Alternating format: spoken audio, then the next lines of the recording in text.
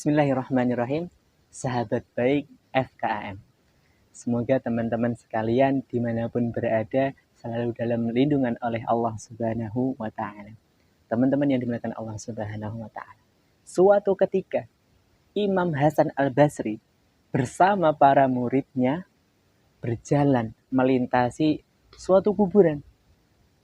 Di sana Imam Hasan Al-Basri dan para muridnya berhenti sejenak. Kemudian Imam Hasan Al-Basri berkata kepada para muridnya, teman-teman sekalian, "Wahai para muridku, mereka semua yang ada di dalam kubur tersebut, apakah bisa balik ke dunia lagi?" Sontak dengan akal pikiran manusia, para muridnya ini menjawab, "Oh, sungguh tidak akan bisa, wahai Imam. Tidak akan bisa bangkit lagi ke dunia kecuali dengan kehendaknya Allah Subhanahu wa Ta'ala." Oke, kalau begitu, Imam Hasan Al-Basri pun berkata lagi kepada para muridnya, "Kalaulah Allah Subhanahu wa Ta'ala berkehendak untuk mereka ini bangkit lagi ke dunia, maka apa yang akan mereka lakukan?" Para muridnya pun menjawab, "Sungguh wahai Imam, mereka akan memperbanyak amalan soleh dan juga memperbaiki ibadahnya, memperbanyak sedekahnya, dan juga bertobat dengan sungguh-sungguh bertobat. Pastilah hal tersebut yang akan mereka lakukan, wahai Imam Hasan Al-Basri."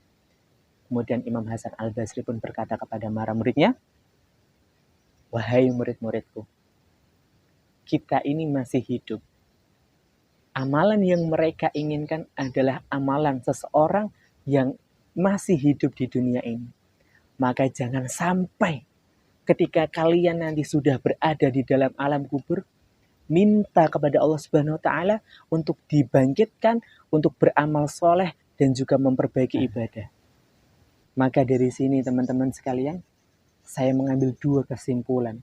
Yang pertama adalah apa yang harus dilakukan seseorang itu ketika masih berada di dunia. Yang pertama, beramal soleh. Beramal soleh walaupun itu hanya sedikit dan kecil. Allah Subhanahu wa Ta'ala sangat mencintai amalan sedikit dan kecil yang dilakukan dengan terus-menerus. Yang kedua, bertobat kepada Allah Subhanahu wa Ta'ala. Bertobat, beristighfar kita terhadap maksiat-maksiat yang telah kita lakukan. Maka dengan itulah dua cara ini kita akan diberikan oleh Allah Subhanahu wa Ta'ala, diberikan kebahagiaan di dunia, akan tetapi juga kebahagiaan di mana? Di akhirat kelak. Maka surga insya Allah akan terjamin oleh diri kita. Amin amin ya rabbal alamin. Dari itu teman-teman sekalian, demikian dari saya Alim Fatur Rahman undur diri. Jazakumullahu khairan katsiran. Barakallahu fikum.